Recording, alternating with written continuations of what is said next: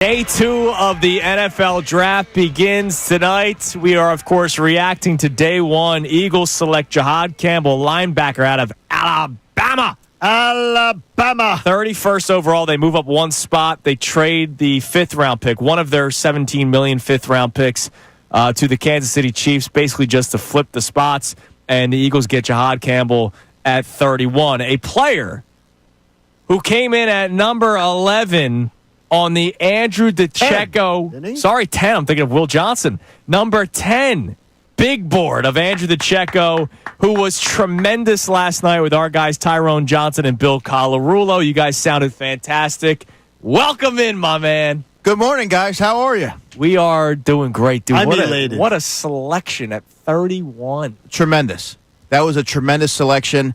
And the board could not have fallen any better, really, if you're the Philadelphia Eagles and if you're an Eagles fan, because they get a player who I envisioned being a top 10 player, Howie Roseman. It aligned with his thought process as well. They take an off-ball linebacker who has edge capabilities at 31, and just a great value. I talked about him on the show yesterday. 6'3", 235 pounds. This is the modern NFL defender. He's not going to leave the field. He has really good range and coverage, which is a crucial quality as a linebacker when you see all these move tight ends and running backs. He can also rush the passer. He had 5 sacks last year. Nick Saban talked about the fact that the sneaky thing about Jihaad Campbell that not enough people talk about is his length, is his arms. The amount of times he disrupts the passing lanes, the amount of times he is able to extend to just force a quarterback to maybe put a ball more at risk or whatever. I could not be more excited, but I thought they were going Mason Taylor. Like when the pick came, I said, wait a minute.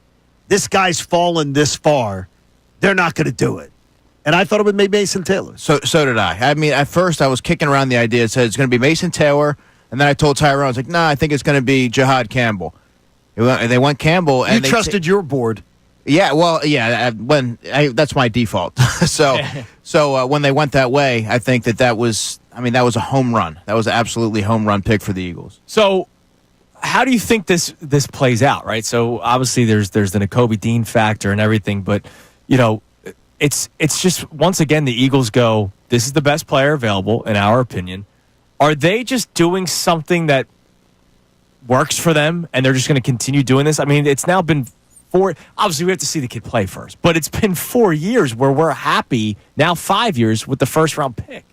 Yeah, it's really tough because I'm a big Nakobe Dean guy. I think he was a critical piece of that defense. Doesn't necessarily get a lot of credit, but you have to take the best player available. You can't worry about where this player is going to fit and worry about offending somebody. You have to take the best player if it's going to improve your football team. The Eagles did that, and Nakobe Dean is still recovering from a torn patellar tendon. You don't know where that timeline's going to leave him. He'll find a way in the rotation as well, but they made their team a lot better by taking Campbell, and to not do that would have been malpractice. And the Eagles, last night, before that pick, they couldn't line up at linebacker. They couldn't line up. They had Zach Bond, an injured Nakobe Dean, Jeremiah Trotter Jr., and Dallas Gant, who was on the practice squad last year and signed to a reserve futures contract. I forgot about that. So they had to do something at linebacker. And as I mentioned on the show yesterday, it's a very shallow group of linebackers in this draft class. So to not get one on day 1 or day 2 would severely hurt your chances of getting somebody that's going to help you in 2025. When you talk about edge rush capabilities, I remember when he showed up at Bama, and he was considered an edge rusher. Like, he wasn't going to be, and the only reason that they ever brought him inside was because of the fact of the injuries that they had, and they got depleted. They lost 3 members of their defense, so he had to adjust, and he adjusted to it quickly. Mm-hmm. So do you think Howie's thinking was, I love the player that I saw at the end of his career at Alabama, or I love the potential of what Nick Saban thought he was getting when he brought him in? I think the latter.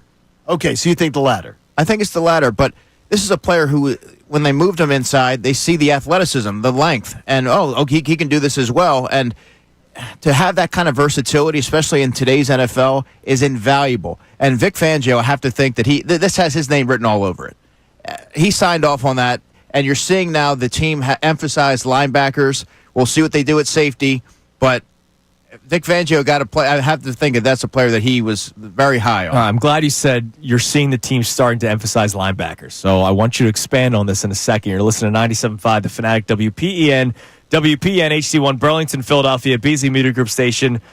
Brought to you by, of course, Comcast Business Studio, powering possibilities. So Andrew DiCecco is with us for the rest of the show as we continue to react to last night's draft pick of Jihaad Campbell, and we'll react to the entire first round with Andrew as he's with us for the next 2 hours, and we'll preview day 2.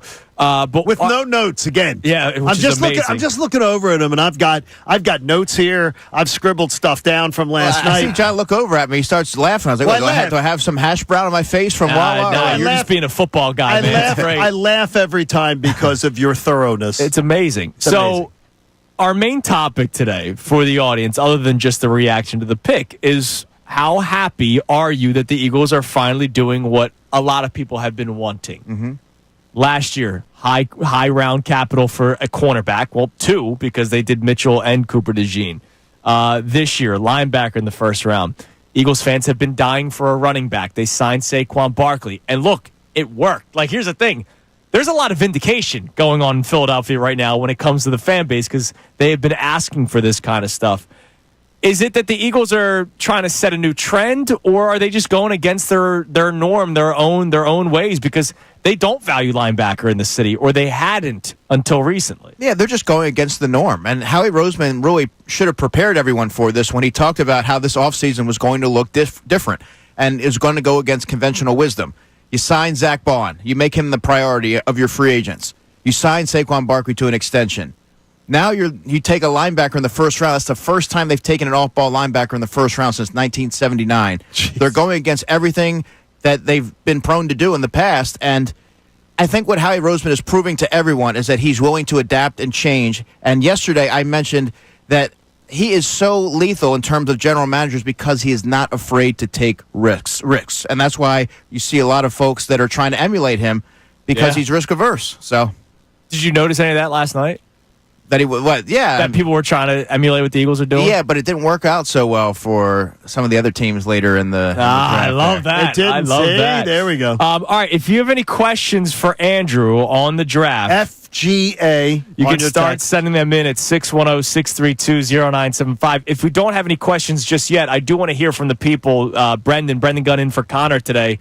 What are the people saying so far this morning, Gunner? Yeah, we do have one question so far. It says, where do you see Jihaad Campbell playing most of the time, off ball or on the edge rushing position? Off ball right now, just because they simply can't line up. They don't have the bodies. But I think eventually when Nakobe Dean's healthy, because he's going to factor into this defense. This doesn't mean that he's now going to be a third linebacker or a special teams ace all of a sudden.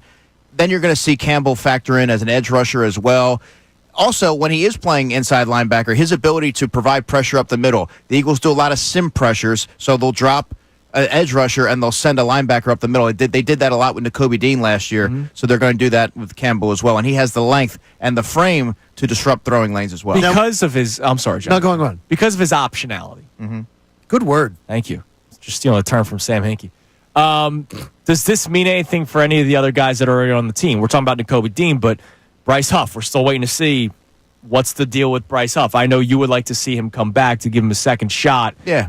But because he can also line up, does that mean anything for some of the players on this defense? Yeah, well, as you guys know, I'm a big believer in player development and not writing off a player too early, but that doesn't mean that that's going to stop the Eagles from trying to move him on draft weekend. I see a team like the San Francisco 49ers with Robert Saleh, who's very comfortable with Bryce Huff. He loves Bryce Huff. Yeah. He would be a good fit and a good rotational option there. But if they're not just going to give him away for nothing, I mean, you have a pass rusher, that's a valuable commodity in today's NFL. But I don't know if that impacts him that much. He's still going to have to scrap to make the team or really factor in for playing time. But I mean, at 27 years old, maybe a full offseason in the Eagles' defense. Now he's coming in more confident and playing a lot faster instead of trying to read and react. When I think of the decision that they made last night, it's impossible to not think about that. They did go last night best player available, correct, because of the slide. Right. The how strong do you think the pull is for tonight's plan to be needs? I don't think the Eagles have. I don't think they live that way.